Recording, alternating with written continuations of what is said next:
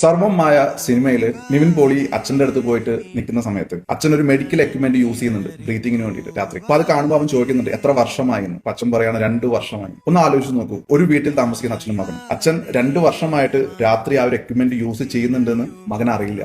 ഇത് ആ സിനിമയിൽ വളരെ കുറച്ച് നിമിഷങ്ങൾ മാത്രമേ ആ ഒരു സീൻ ഉള്ളൂ എന്നുണ്ടെങ്കിലും ഇന്ന് കേരളത്തിൽ ഞാൻ പറയുകയാണെങ്കിൽ, കേരളത്തിൽ നിന്ന് എവിടെയാണെങ്കിലും ഒരു 80% വീടുകളിലും അവസ്ഥ എങ്ങനെയാണ്? അച്ഛനും മക്കളും ആ വീട്ടിലുണ്ട്, പ്രത്യേകിച്ച് ആൺകുട്ടികൾ. ഇവർ തമ്മിലൊരു കമ്മ്യൂണിക്കേഷൻ ഉണ്ടോ? ഇല്ല. എന്നാൽ ഉള്ളിൽ നിറച്ച് സ്നേഹമാണോ? ആണ്. ഇതെന്താ ഇങ്ങനെ? നിങ്ങളൊന്ന് ആലോചിച്ചു, നിങ്ങളും ഇങ്ങനെയാണോ? ഇങ്ങനെയാണെന്നുണ്ടെങ്കിൽ you have to break it. നിങ്ങൾ മാത്രമല്ല, നിങ്ങളുടെ അച്ഛനും നിങ്ങളും ഒക്കെ ഇത് ബ്രേക്ക് ചെയ്യണം. നിങ്ങൾക്ക് കുട്ടികളുണ്ടെങ്കിൽ നിങ്ങൾ അവരെ അതിനുവേണ്ടി പ്രിപ്പയർ ചെയ്യണം.